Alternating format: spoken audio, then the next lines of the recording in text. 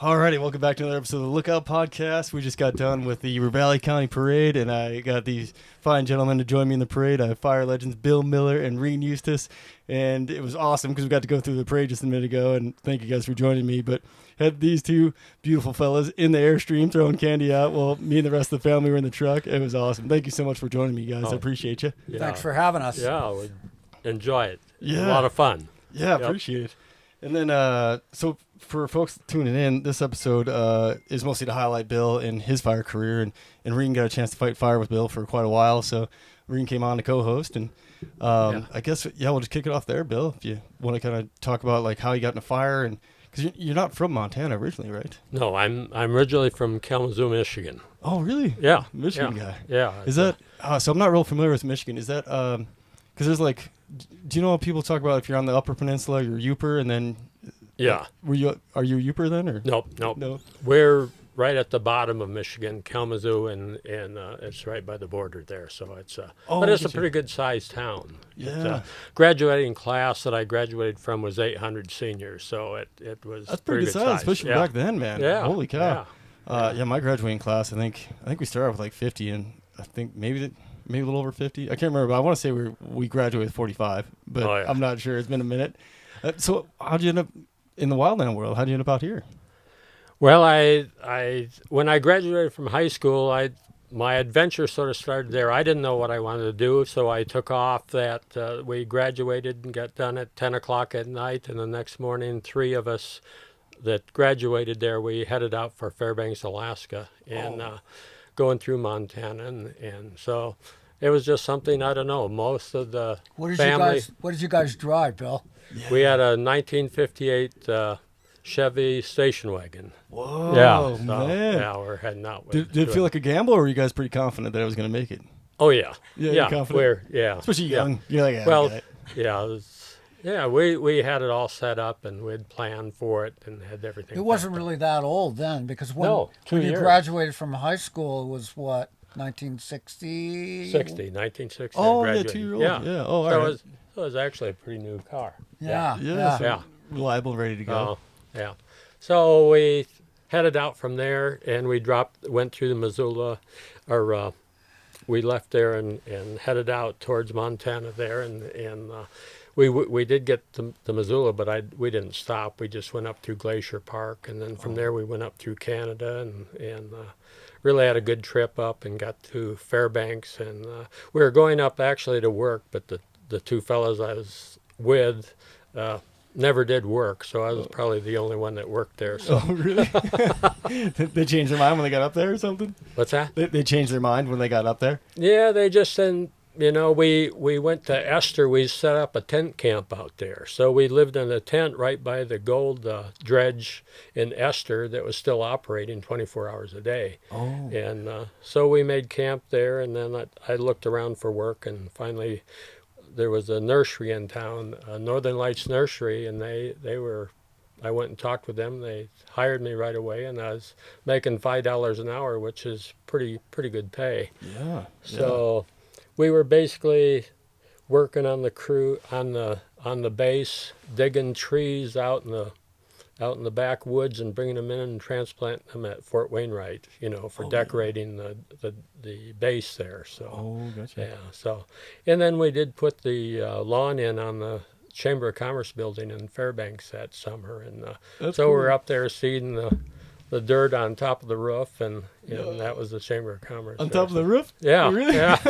That's awesome, man. So the 2 that I went up with, they still didn't work. It went 2 months, and they decided to head back. So I moved in town. I didn't have a vehicle or anything, but I got picked up by Northern Lights to go out to work there. But I went to a boarding house, and the only room that was available, space, was the garage, and there was like 10 alcoholics in there, and and it was $1 a night, so it was reasonable. Yeah. Oh man. Yeah, I bet. And that Northern Lights, that was the 20-man crew back then. Like what? No, the Northern Lights was a nursery. Oh, a nursery planting trees and stuff. Gotcha. Same one you were talking about. Yeah, gotcha. Because now I don't know how long they've been around, but maybe they're not still around. But there was a 20-person crew back in 2012. that was like the sister crew to the Great Northern. That was up there, the Great Northern Lights crew. I don't know if they still exist, but that's why I was thinking. Oh, is that right? Yeah. Maybe they're still around. I'm not sure. Yeah, it could have been the same one that, but it was fun to do, and I had a good time, and they left, and I waited around to the end of September, and then got a ticket back to Michigan and went back there. And then, where'd you go after that then?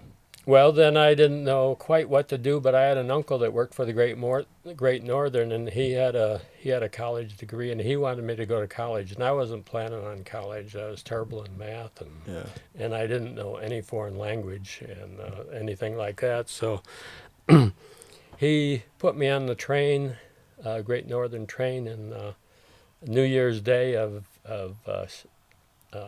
61. And so I boarded the train and headed out to Montana, and got in there about the 2nd or 3rd of January in 61. So. Oh gosh, what town did you roll into? That was Missoula. Missoula. Oh, yeah. So I jumped in a taxi, went to Elrod Hall because it was set up there. They had accepted me, and so I opened the door and went in the room, and here's Roy Williams, and I didn't even know what smoke jumpers were or anything, and he was a squad leader for the smoke jumper base. He was a yodeler, a skier, a kayaker. Man. He could go in with one hand in the shower in the bathroom there and do one-handed pull-ups, not this way, but with this way. Yeah, what's true one-handed off the shower rod curtain there. Oh man, talk about the best roommate possible. Oh yeah, I mean, here I didn't even know what a smoke jumper was. I never even heard of them before, and here he was, and I was pretty excited there. And he said, if you get a job with the Forest Service this coming summer, he said, I'll back you, but it's got to be an excellent rating from the Ranger. Oh yeah. And I said, well, that's a deal. So like that was kind of like your ticket in, right? If you got that excellent rating from the Ranger, it was like a direct line to the jump base, then, right? Yeah, kind of. I mean, not really direct line, but I guess it might move you up a little bit in the application process, I imagine. Right. Well, that year there was 60 applicants for 1,200 positions there. So I said, well, I'll go for it. I'll try to get a job, and I did in Kelly Creek, Idaho, which is really remote. You go over Superior, Montana, into Idaho there, and North so I Fork started of the there. Clearwater. Yep. Oh yeah. It was. I mean, if you showered, you had to build a fire and put water in, and then they dumped it in. I mean, it was neat. I was really happy with it there. Man, that's so cool. Yeah. How long did it take you to get the water up to temp? Oh, it took a while because we had to do it by bucket, And it was really a primitive base, which was perfect. Man, it was that is pretty cool. Exciting.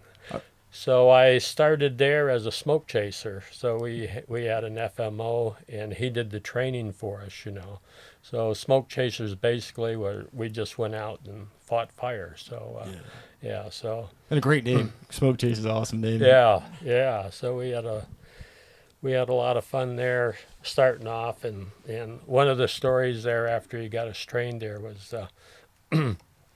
he said we're going out and we're climbing poles for telephone line there, and he says, here, he says, I got something for you before you go, and he says, here's some snooze, I want you to take it, and he says, take a big gob of it and put it under your tongue there, or your lip, and I said, okay, so I did it, and the other jumper, or the other firefighter I was with, he did it too, and we got out there, and we went about an hour, and he never told us to spit, so we're sucking the snooze down. We got about 5 miles down the road, and we tried climbing a pole. We couldn't climb a pole. We just started heaving up, and so we just sort of isolated ourselves for the day in the bushes and came in that evening there. So. Oh, man. Yeah, I had a similar experience with leaf tobacco. Yeah. So there was one other thing there. When I was there, the largest fire we had was the Indian Post Office fire, and that was like say in 61, and it was sort of a slow season, so we're taking a lot of time into Missoula and spending time there and driving back there. But the Indian Post Office fire took off, and we came back, and Is that up by Lolo Pass there? Is that where that was? No, this is you go to Superior and then you go over the hill there. Oh, okay. But gotcha. we were in Missoula there, and we were downtown in Missoula, and we were down at Woody Street part, and that's where the bars are in Missoula there. So Yeah. and we looked up, and here's a stake truck. It's a military stake truck with a tarp over it. Oh. And they backed it up to Spider Maverick's bar. And they just opened the door and took everybody in the room, really? Including Spider Maverick, and they loaded them into the truck. The guy who owned the bar? Come with us. Yeah. Oh, did they have a choice? No. There was a active law then that if there's a fire, they can pull you off the streets, or you can take you out of your car or anything to fight it. But that was the last year of it there. Yeah.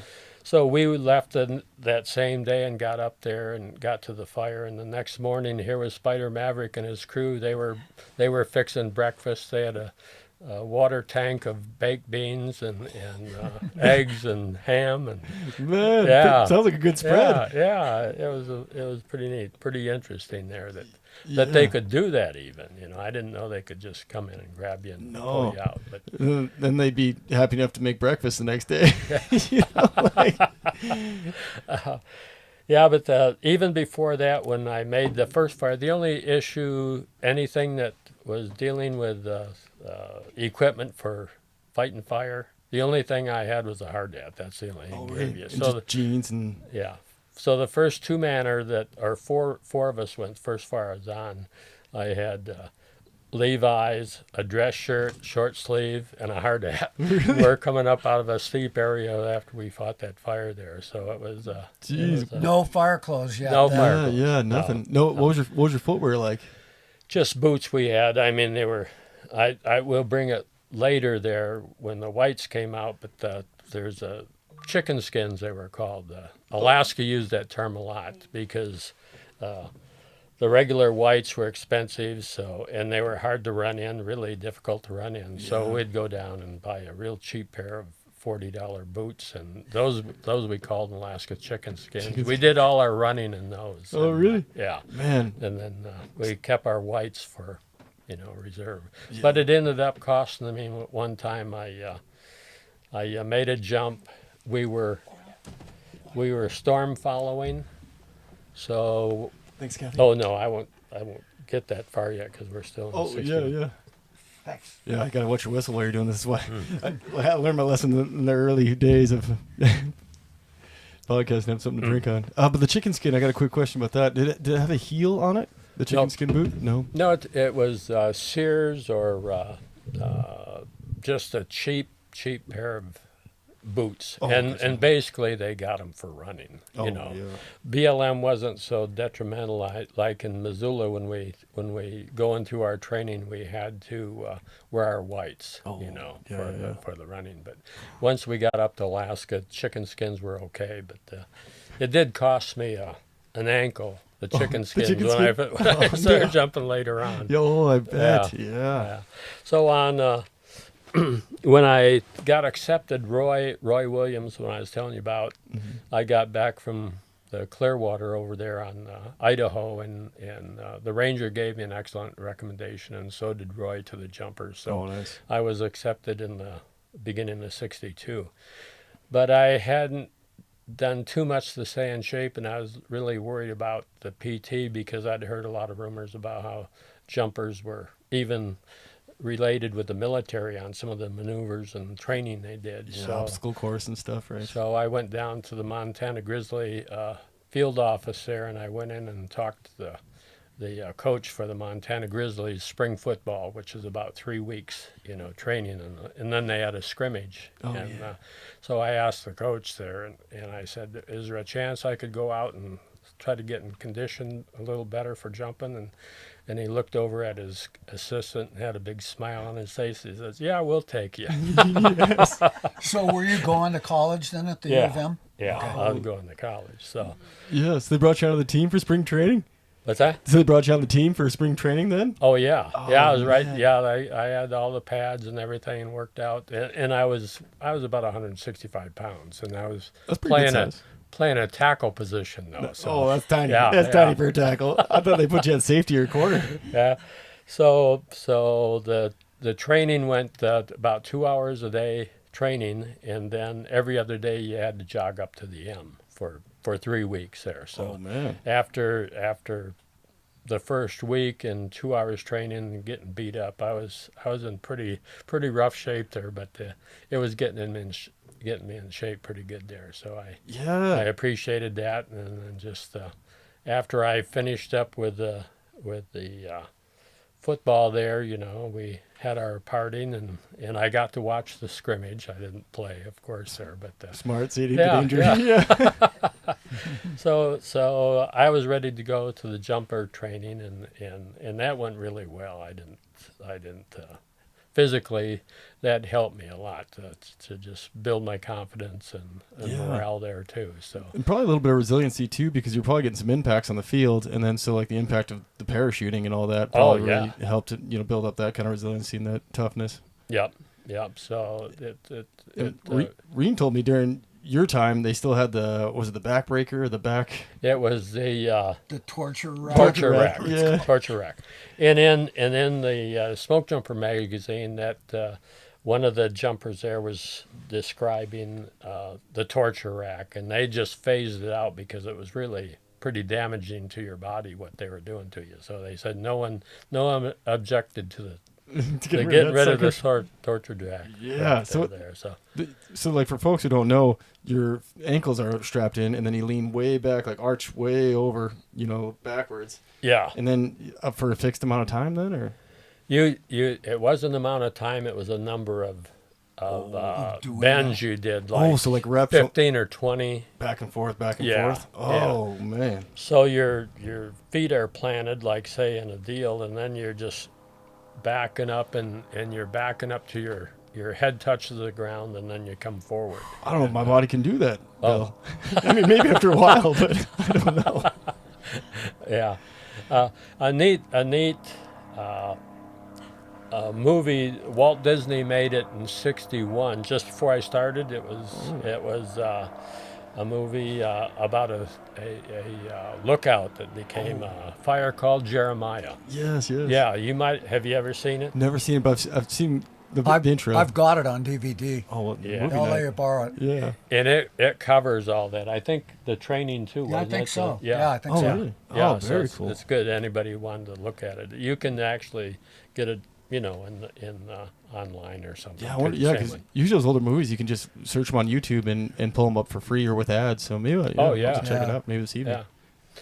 So I made it through my physical training and everything, and so it's time for my first jump, and that was a little scary episode there, but I lived through it, and so did the other jumper there. Here to tell the tale. So the first jump there, we're jumping out of DC3, of course. This is a first practice jump, right? This is the first practice First jump. practice jump. Yeah. Okay. You're still in training right at this Yeah. point. Yeah. And we're on Sherman Meadow, which is across in the mountains there. We had about 200 people out there to watch the jumpers jump, the first jump. That's a heck of a crowd.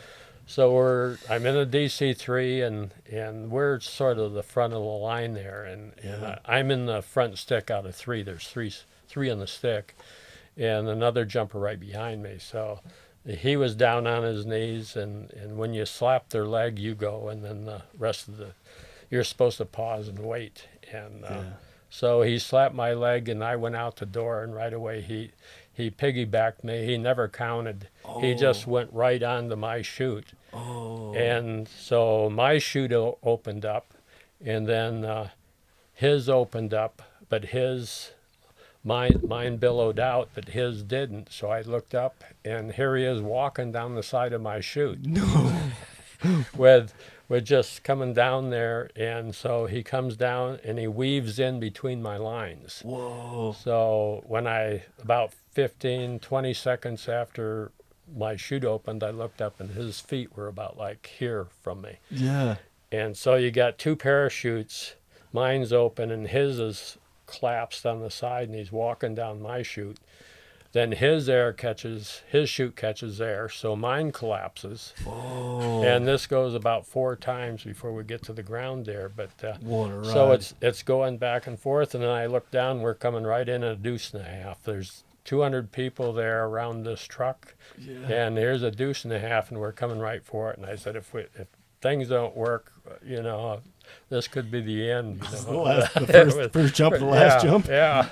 Oh man. So we came down, and just before the transition took place, and both the chutes caught air just before we hit the ground, and just missed the deuce and a half. So Man. actually, I got a slide of it. I've never made to a picture, but it shows us coming down. They were candy striped chutes. Oh yeah, it was beautiful down. shoot. Yeah. Man, that you gave those folks a show, not on purpose, but holy cow! Man. So, since they both caught air right before you hit the ground, was it a softer landing than?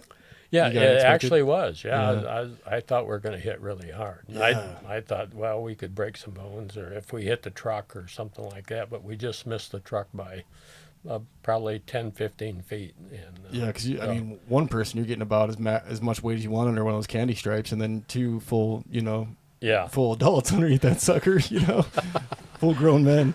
Yeah. Well, that's great. That's a wild way to start. And then you having the fortitude to keep going through. I mean, I think some other people might have been like, well, I guess I'm good there. I got my jump, Yeah.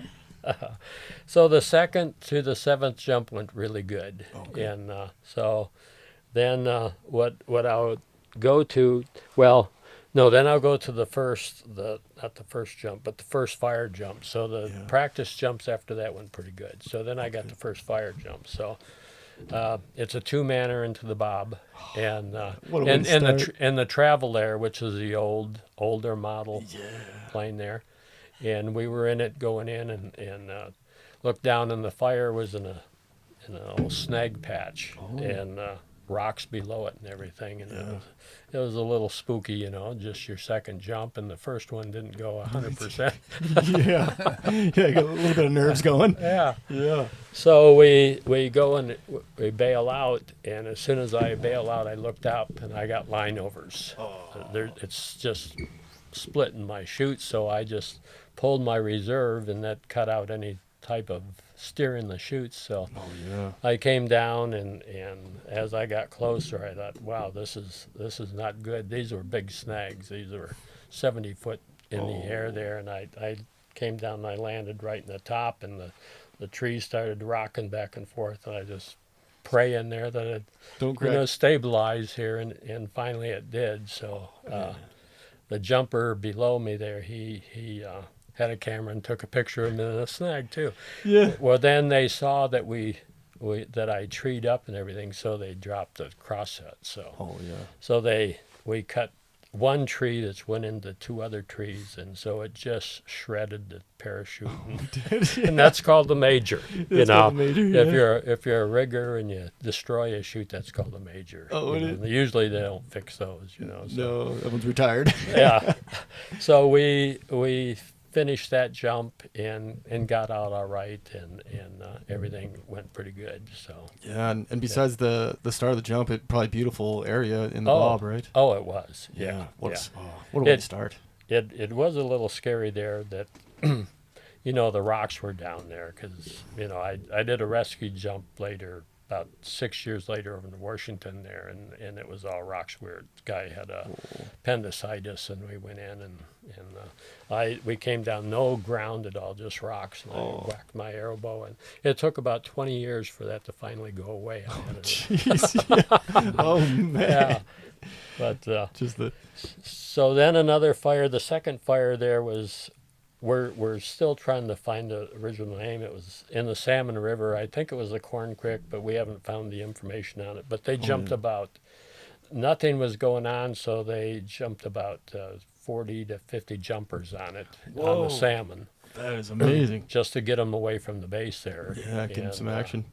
So then I land in a big ponderosa pine. Oh, yeah. And so it's a green one, so I'm in there stable pretty good. So, but it draped over the tree there. So I had a pocket saw with me. So Floyd Bethke, he was one of the squad leaders, and he was one of the tougher ones there, and he saw me up there, and he says, "Damn it, now get all those lines across the top of the tree there." So I moved and got all my lines on the other side of the tree, and I said, "I'm good," and he says, "Okay, you got to get that chute out of there." And I said, "Okay." So I got the saw, and I started sawing. The top of this tree was probably 120 pounds, and so I'm sawing away there, and pretty soon the top starts going and it drops, and all of a sudden I'm sucked right into the tree. There was one line I didn't get. I was like this. And it was like I was making love to the tree, you know. You just sucked it right into it.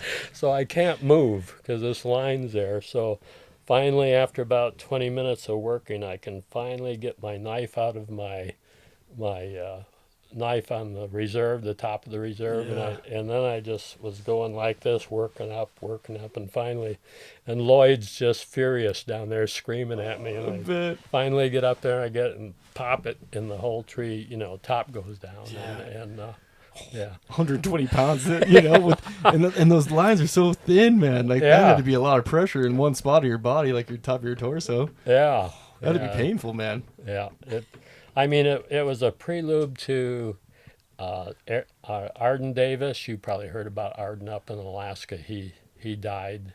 Around his neck, right? Yep. He actually jumped in the stick. 3 of us jumped the stick, and so I was right there. It was at the University of Alaska where we were supposed to be doing a tree up just to practice getting out. Oh, gotcha. Yeah. He went to do a letdown before he had all his lines cleared, right? And then missed one, and it went around his neck. Right. Yeah. What it was is when we dropped, we were supposed to tree up. I made it into an experiment. Here, another jumper got a picture of me. I'm standing in the rehab of the university, so I didn't tree up. But I yelled over to Arden, and I said, "Arden, are you down and okay?" And he says, "Yeah, I'm down and okay."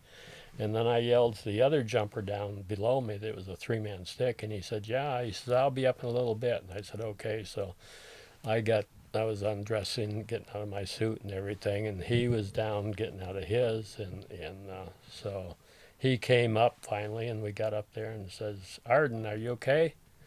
And no answer, and we walked over. By then, a lot of the other jumpers were coming in, and he was hanging about a foot off the ground there, and he just didn't see that one line. Yeah, and it's 550-pound test, and it's pretty sad. It is, and it's so thin. I mean, and like it's so hard to see them all. You got a spaghetti all over you, and you think you got it all cleared, and if it's just over your shoulder in your blind spot, man. And that was a sad part too. Like you said, just about a foot or so off the ground, and he's right there, and bad deal. There's 2 ways to get out of a chute. You can pop the cape wells, which, being from Missoula, I did both all the time. Or you can unhook your harness and slide out. And I think he had been around some of the Missoula jumpers, because they were up in Alaska. We did more harness releases, but when you're this far down,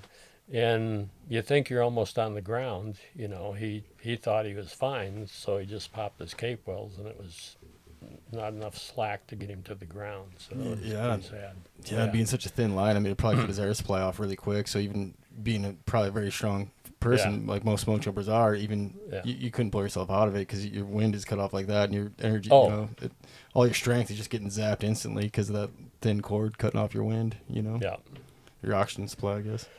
Oh, that's a tough deal. Well, that fire blew up on us, and we were all pushed into a rock slide. I mean, it was just smoky, and the fire blew up and coming out. And was all 40 jumpers on the Corn Creek one that? Yeah, there was there's probably 40 or 50 on the rock slide. We spent the night there and part of the morning, and then we got where they had other crews coming in to help us there. That's kind of a great start, though. Yeah, man. Holy cow. Well, I got one more, but...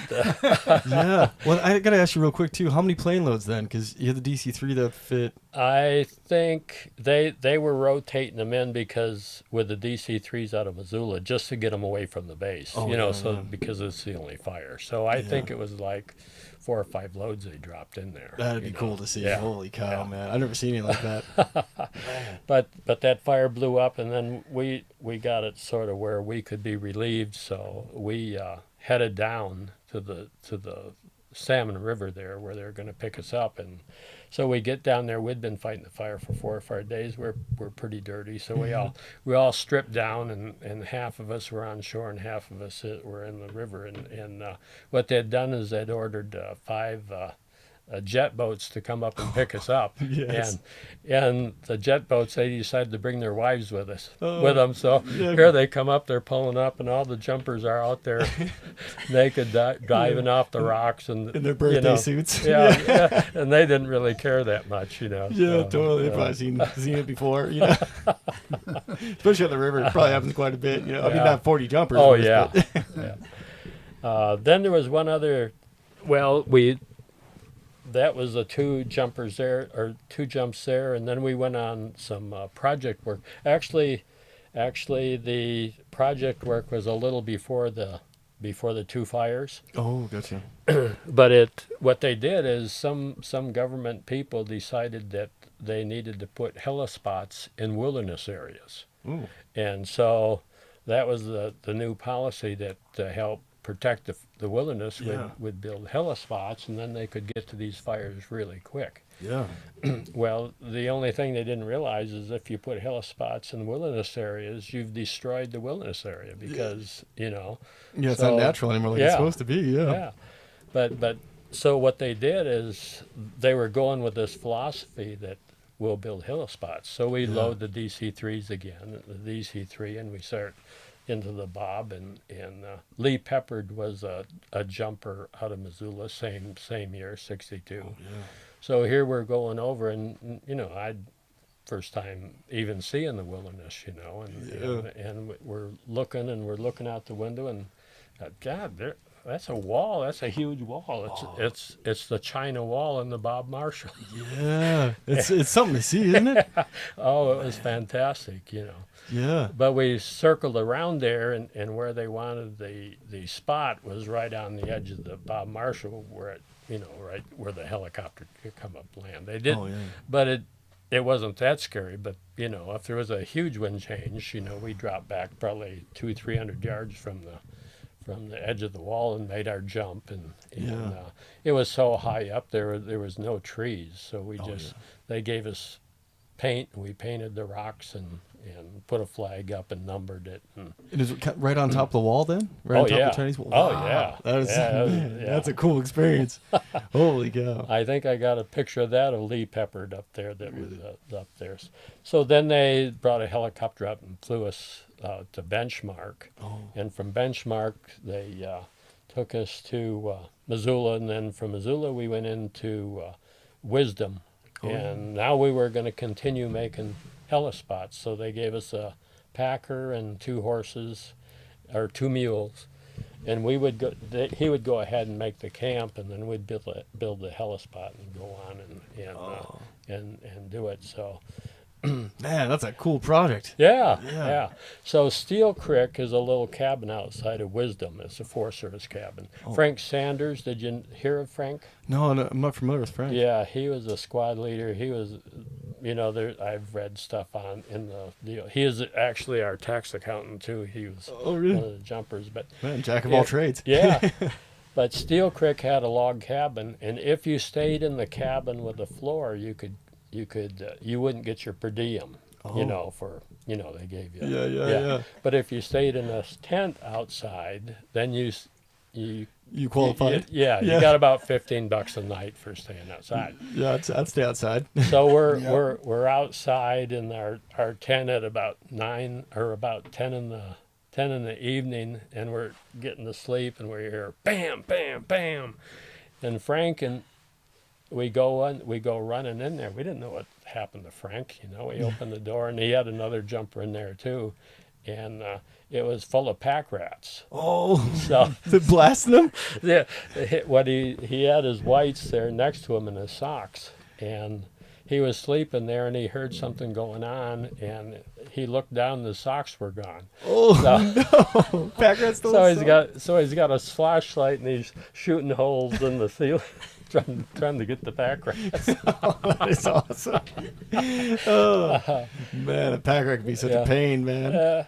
And then Steel Creek was full of little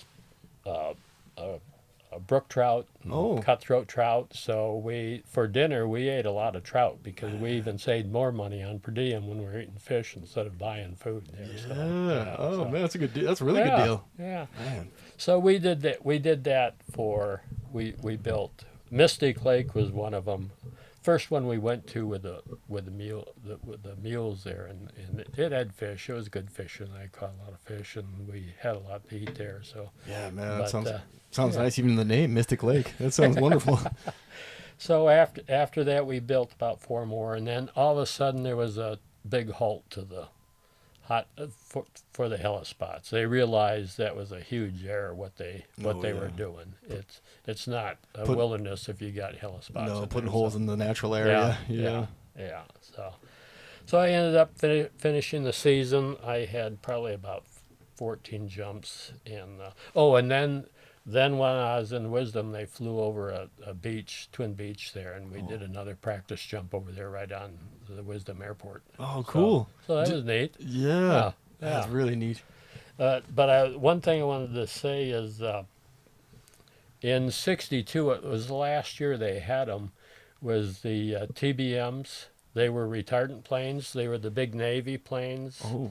They were the Corsairs. Oh. They were used in World War II and Korean War. They're a single engine. There's one at the jump base out there. Really? They're going to remodel it there.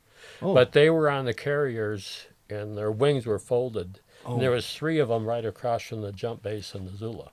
So we get a fire call, and the jumpers reacting too. But the fire call, and the pilots come running out, and they're all lined up.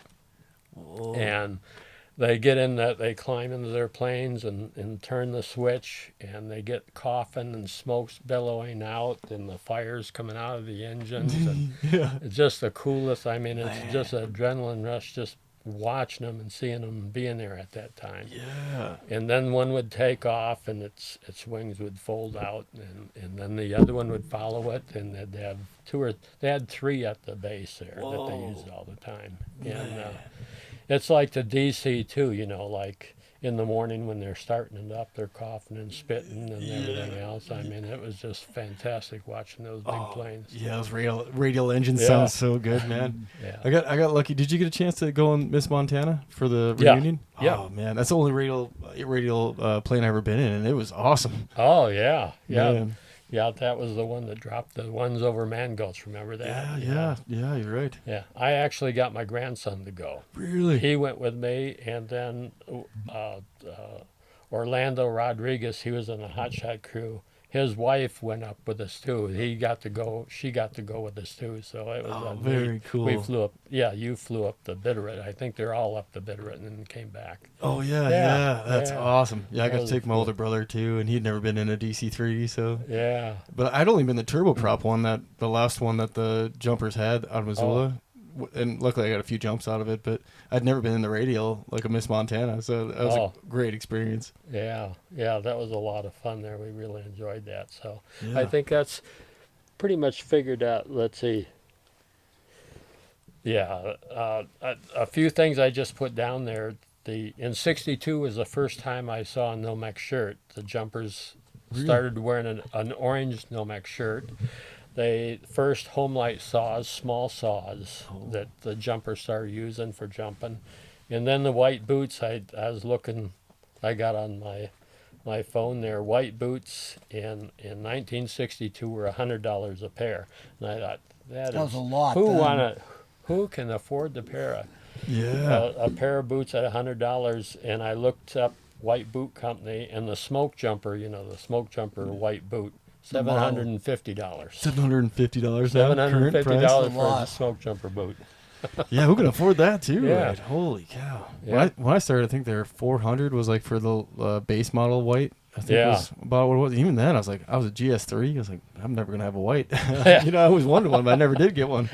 Oh, you never did wear a No, never did wear whites. Yeah. Yeah, there was some used ones for $450. Oh, really? Jeez. Yeah, that's even more than I want to pay. The '63 season. After being up in Alaska, I really liked Alaska up there. You know, when I was working for the Northern Lights Nursery, so there was a detail. So I took a detail to Alaska. It goes back to for what I realized was I jumped for 10 years of jumping, and it took me 10 years to get a degree from Montana State University. Yeah, well, it worked out time-wise then. So I was either working details or taking off in the spring and working late in the winter or in the fall. So going to school part-time. Yeah. So I think one year I never even went. Oh, really? Yeah. But I went on that detail, and that's where the chicken skin came in, is we got up there, and that was sort of the first time I was jumping in Alaska. So they said, you know, you could ruin your whites because you're in muskeg and it's all wet. Yeah. And I thought, wow. Wrecks the leather. Got $100 boots, and so I had a pair of my old dad's chicken skins, we'd call them, and put them on, and at that time we were following storms, tracking storms. So we'd load the DC-3 up with 8. What is the maximum on a DC-3? Do you know? I'm trying to remember off the top of my head. I think it's more than 15, but like somewhere between like 15 and 18's in my head. I can't remember. Yeah, I guess it depends on cargo maybe, but right. I'd say 12 there, and we'd suit up half of the jumpers. So what we did was we just tracked the storms. We just followed the storms. When we saw lightning strike, we'd drop 2 jumpers. Oh yeah. You know, and so we were doing that. We'd been flying about 2 hours, and we weren't in the seats. You know, we're on the floor leaning against each other. You know, and so we come up on a fire, and they said, well, we'll do 2 jumpers, 4 jumpers, and so they got up and got ready, and we got a little closer and looked at it. They said, we need a couple more jumpers. So I didn't have my suits on. Only half were suited up, so I'm busy getting my suit on. I forgot I didn't lace my boots all the way up. So I went out of the plane and turned my ankle on muskeg, and those muskegs are rough. They're little pointed suckers, you know, and they can be pretty deep. Oh yeah, they can be like that. Yeah. So they get Hughes, Alaska wasn't too far away, so they got me there, and I waited there 3 days with an air splint on. They finally got in and got me, and then took me to Missoula or Hamilton, not Hamilton, Fairbanks, and so we got there, and they took me in, and the doctor put a foot cast on with the ball on the bottom. So we went out that evening, about 6 jumpers, and we went to the bars in Fairbanks and danced and had a good time. And when I got back, my foot cast was all deteriorated and broken. So you had a good time. So they took me in the next day, and they put a cast up to my crotch here and gave me a pair of crutches. So that was the end. And so we headed back. That was on the detail. So I picked up a little puppy Malamute and brought it back to the Montana. Very cool. And so then I went in, and that was about 2 weeks up there, and 3 weeks I was back on the jump list there. But when I got down, I got into rigging parachutes and doing the repairs and stuff. So I became a rigger there too. So it worked out good. That's cool experience too. You know, the first video I ever saw was a compilation. Is that when you learned how to sew stuff, Bill? To do what? To sew. Oh yeah. Yeah, doing the rigger training. It was great. I mean, the harnesses that you wear. I was out there this spring. Well, when we were out there, I went out there, and Thumper's still there. People would come through on tour, and Thumper's this great big heavy duty sewing machine. Yep. And they'd lay a 2x4 on it, and Thumper would thump through the 2x4. No way. Yeah.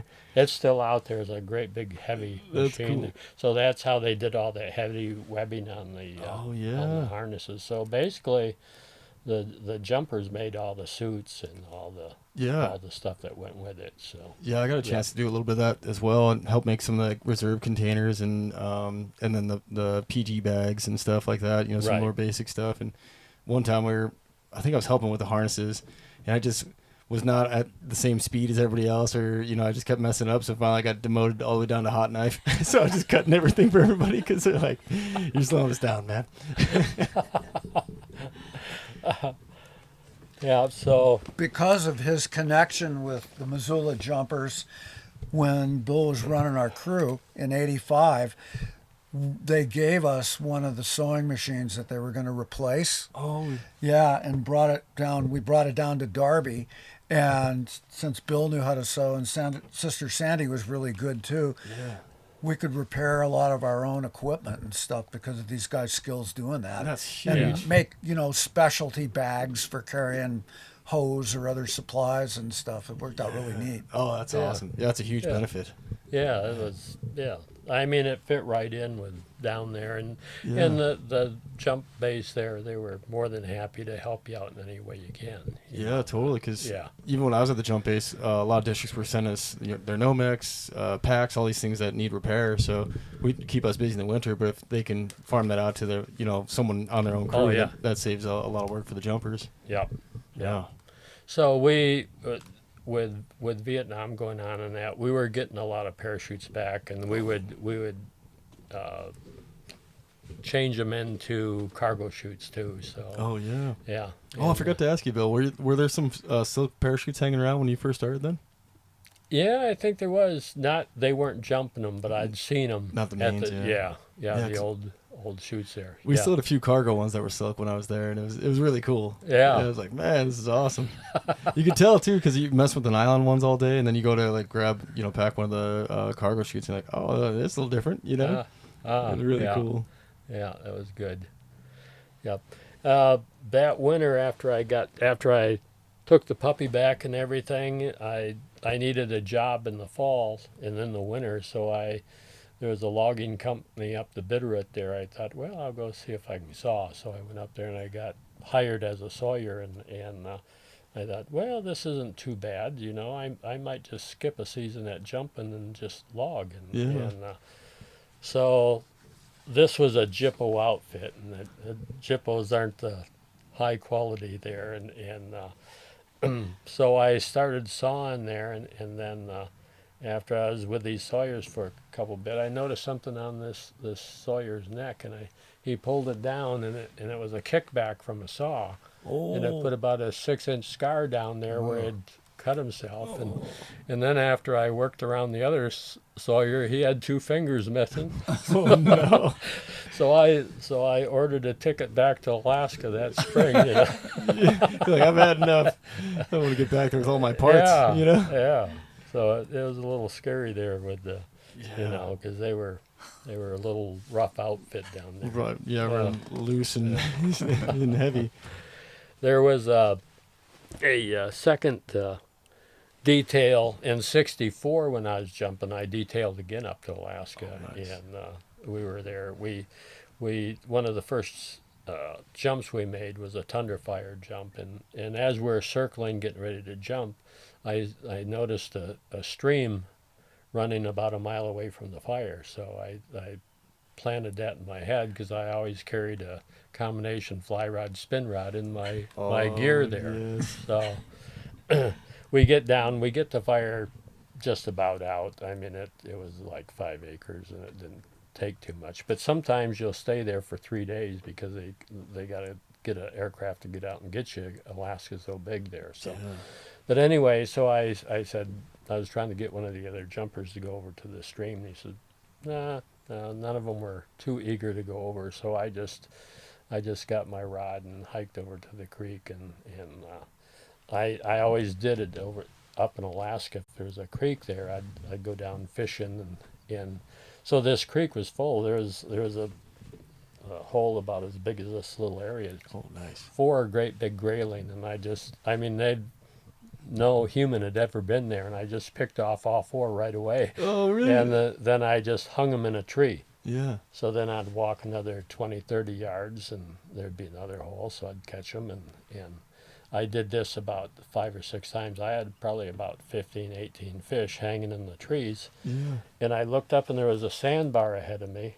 And I walked on the sandbar, and all of a sudden I looked down, and here's this bear track about this big, and it's all wet. Oh, so it's pretty fresh. And what was the grizz came up behind me and ran into my first fish, because as I was retreating, and what he did is he came and caught up with me and then went around me and walked over the sandbar, and that's where I got his track. Oh. So I started walking backwards, and every tree, there was no fish anymore. He ate every fish there I had. Really? Jeez. So I backed up the creek, and there was a lot of brush in the creek, and that's what you got to watch out for with the bears. So I finally got around the brush and out in the tundra, and then, like you say, you can't run on tundra. So I went as fast as I could, halfway backwards, halfway running or walking forwards, and got back to camp. But Oh, we never got our fish dinner. No, I'm telling you, yeah, I just got teased, but probably kept the bear away by feeding him. Gave him a full belly. But yeah, that tundra, for folks who don't know, it's like walking on a waterbed. It's wild, and to be able to keep spinning and getting away as fast as you could, that's pretty talented in itself, because you get a little off kilter and you get kind of bucked off sometimes. You know? Oh yeah, it's crazy up there. But yeah, one other little bear story there was an overhead team that came up, and we were on the fire, but they took over the fire there. So a bear kept coming into the camp. It was I think maybe the Tanana crew, and they were one of the better, really good crews up there. And so the bear was coming in, and he wouldn't leave. He was just coming in, because people were eating meals and stuff like that. So he just hung around. So this he was a division or a sector boss. They had sector bosses then. He says, now just stay here. This is a dangerous situation. He says, I'm going to go back to the camp, which took him about an hour there and an hour back. And he says, I'm going to get a gun. We're going to take care of this bear. And he says, okay. So I watched the Indians there. There's black spruce there, and 3 of them went up a tree and bent the tree over and tied a shroud line on it.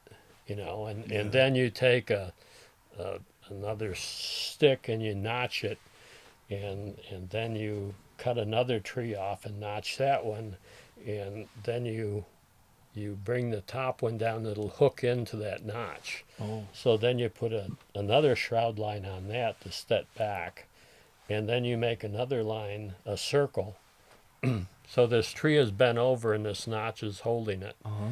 So the circle you put out there, and you put the sea rations in there. Oh. So then you back off, say, 20 feet, and the bear is just hanging around us there. Yeah. So the Indians are working with us. So the Indians get the line there, and we got the food in. We all back up, and the bear comes right in, and they wanted to get him by a back foot. So he moved around eating sea rations, and then he finally stepped out. One foot was in there, and they pulled the deal, and it snapped on the bear's leg, and it lifted him. Whoa. It wouldn't lift him off the ground, but his front paws were on the ground there. So one of the Indians go over there, and he takes his plasky and whacks him right in the head and kills him instantly. And, Man, that's something to see. Dang. So here comes the sector boss there with a rifle, and everybody's sitting around the camp. He didn't want anybody leaving, so we're all eating bear meat. Yeah. How was it?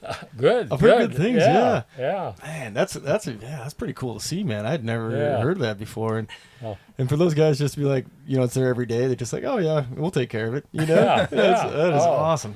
Yeah, the native people are just incredible back there. I mean, watching them, they can take a safety pin and make it into a fish hook so quick, and then they just gut out some shroud line and put it. They can sit there and catch fish all day, and they'll put a piece of their steak or food there. And then I was watching the native there. He had his foot up, and he had his knife, and he was cutting a little piece of his boot off. Oh. And that's the sole, which is made of hard rubber. Yeah. So he bends the hook in the circle there, and he attaches it, and then he puts the meat on, and he puts that little piece of rubber on there, and that keeps the meat from coming off the hook. Oh, So he sits there all day and just without having to reload his hook. amazing. Yeah, Smart, man. Pretty incredible. And they're the ones you go out on a fire with the native crews. That's how you keep clean. They'll build a hooch right away for the sweat house. Oh, really?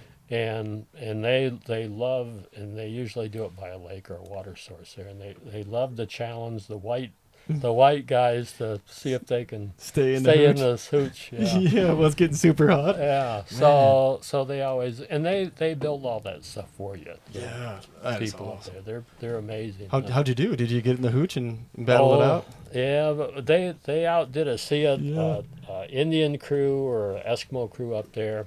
There's 20 of them, and one stays in camp, and the 19 fight the fire. Yeah. But the one that stays in, he takes the sea rations apart and makes a huge stew for the whole crew when they come back. That's cool. And then his job is he has a fire going, and he's got all these rocks that he's got in the fire. Yeah. So when the crew comes in, they eat, they go in the sweat house, and you got a 5-gallon gas can of water. And these rocks have been in there all day, so they just take a rock out and drop it in the water, and it just steams. And so you'd think all these people would stay dirty out there, but they don't, because the natives just set those up for the crews usually. That's too, so cool. Yeah, that's What an really experience, man. Yeah, it was great. Man. Yeah. And in '64, we also moved the jump base, but from the airport road out to Fort Wainwright. It was at the airport. Oh, at the main airport Yeah. in Fairbanks. Yeah. Oh. So they moved it out to Fort Wainwright. I think they call it the T hangar, but we called it just the jump shack out there. But it was on Fort Wainwright there, and so some of the benefits when they did that is the housing. Well, we had government housing on the base anyway. You could. Yeah. And then there was the officers club. All the jumpers, they gave the same rights as the officers and stuff on the base there. Very And cool. so we had racquetball courts, we had weight rooms, we had everything you'd want, and it was all free. It didn't cost anything at the jump base. And they had That's cool. really good meals and cheap beer. Yes, yeah. You can't ask for much more than that, man. That's perfect. Yeah, so it was the ideal place to be. And I was telling Rene there, the one thing about crews are the two bases like Missoula.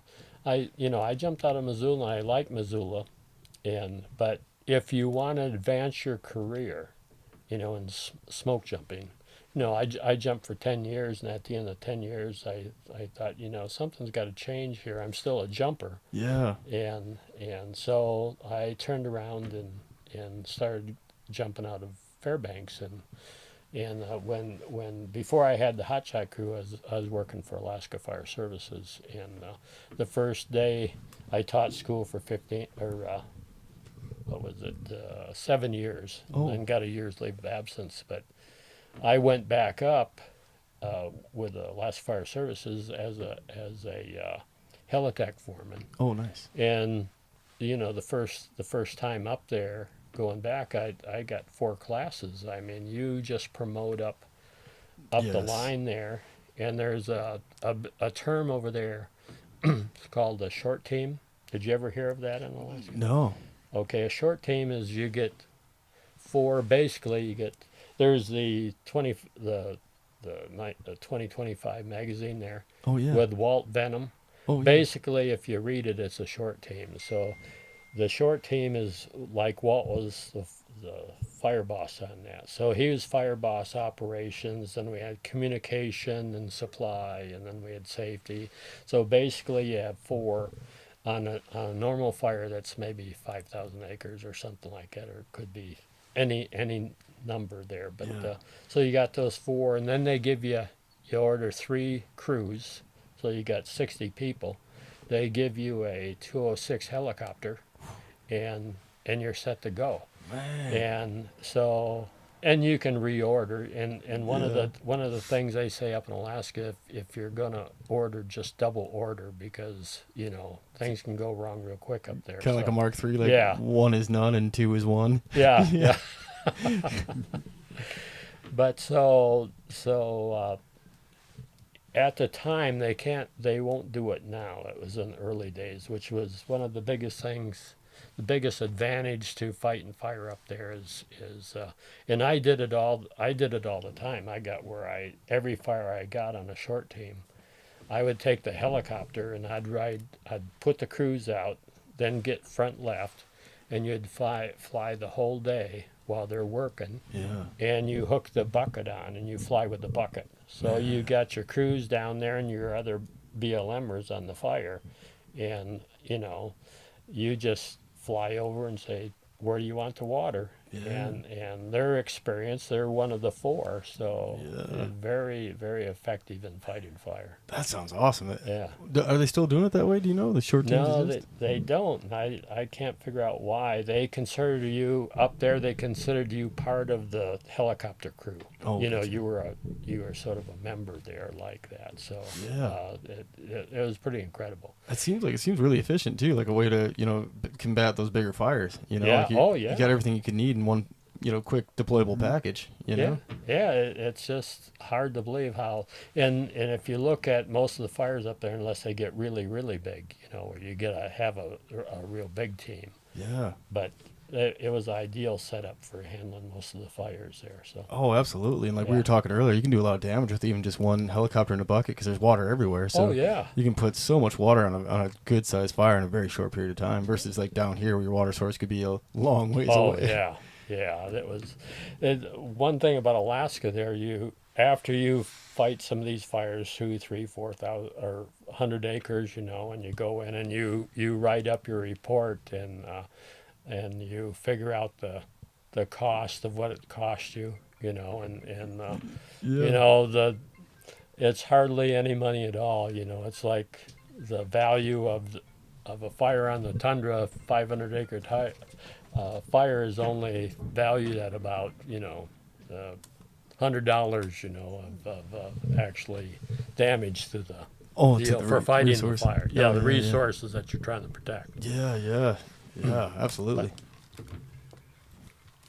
I thought you were leaving on us, Rene. No, just readjusting. Yeah, no, I get it. Oh man, what a great experience! And to tag on that too a little bit, Bill. Like I had the same experience. Just even like Forest Service versus BLM, and getting a chance to go down and jump with the Boise guys. And I really enjoyed the Forest Service, but the progression's much slower in my experience. Going from like your I guess GS5 is your entry level Smokejumper these days, and you get a little experience. I mean, your first year in the Forest Service is more focused on jumping and getting jumps. And that's what everyone really wants as a rookie Smokejumper. Right. But then after that, the progression really does slow down. I mean, you focus on your rigor and you try to, depending on what your quals were going in. But if you don't have your single resource yet, then you're trying to get your crew boss, engine boss, heavy equipment boss, and then try to get your task force. Where like it seems like with the BLM, especially they didn't have a red card committee when I was there. So like you go out and do a great job as a crew boss. You got signed off and went back to the jump base. And the next time you went through or somebody who was going to meet you, they'd have a new red card and you'd be qualified crew boss. You can go do qualified and then just keep leapfrogging and get qualified up really fast, and then same with Alaska, just like all the opportunities and even do like a details. They call it a fire specialist now, and you're kind of just like this like Swiss Army knife of fire. You can go do all these single resource things or you're tagging with the crew and stuff, and it sounds like a great position. So I know a few of the jumpers when I was around, some were coming from the fire specialist, but some were leaving the jump base to go do the fire specialist because a little more opportunity and you can really hammer out some overtime as a fire specialist. Oh, so yeah, I had a similar experience even in I jumped from 13 to 18, so in my 5-year span, Yeah. So anyone listening, if they want to really go, progress their career in the smoke jumper world, the BLM's kind of the way to go. Yeah, it was. I mean, they wanted to train you. Yes. I mean, down in Missoula in those days, you had a squad leader and a spotter, and positions going past that were very slim. Where up in Alaska, they I mean, I would take 2 or 3 courses, and they were all for you. They wanted you to be that short team operation. Yeah. They could just put you out there alone for 2 weeks or 3 weeks, and they wouldn't have to worry about you. All they do is drop supplies. In the early days there, the C rations, I was telling Rene, My favorite ship to jump out of was the Goose, the Grumman Goose. But I they don't would. know anything about that. Oh, you didn't? No. Oh, Grumman Goose, is it big? it was one of our jump ships. It was equivalent to a Twin Beach. Oh, gotcha. But that's how we got picked up most of the time in Alaska. A good percentage of the time, we'd hike to a river or a lake, and then the Grumman Goose would come in. Oh, it's like a seaplane at the Yeah. floats. Oh yeah. Oh, Yeah. wow. Oh, it was neat. It was just. It's just a different world up there. That's so cool. And what they did is, like on the Grumman Goose, there is when you dropped your gear, you'd get your tools and stuff. But when it came to the food, they didn't even put them on chutes. They just threw the rations out the door and they bounced on the tundra. And That's awesome. Yeah, it's not even waste of time. yeah. Oh, man. I'm so jealous. Yeah, but the Goose, right up here above the opening were two hand grips, Oh. and you kipped out. Oh. So what you do is you swung out. Now a lot of people, bigger jumpers, didn't like it because it's a smaller small door. door, But yeah. I was 160, 70 pounds there, and I could just kip out, drop down. Whoop. Yep, yeah, the I attention dropped grabber. there. Yeah. But you just kip out, and it was pretty easy to do. And then, like say, the Grumman Yeah. Goose I'll and have the to push that back towards you, oh. Bill. There. Oh, okay. It was lost the volume.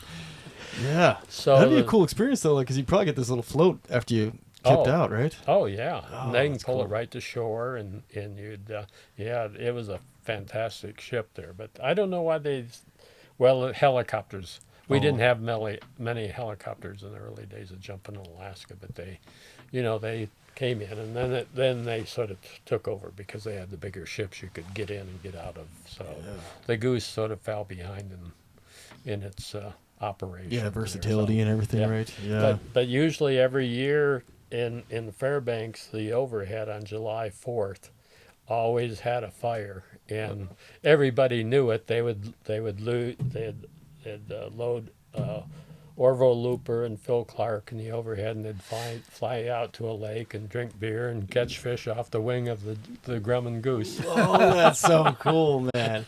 What an experience. Yeah. Man.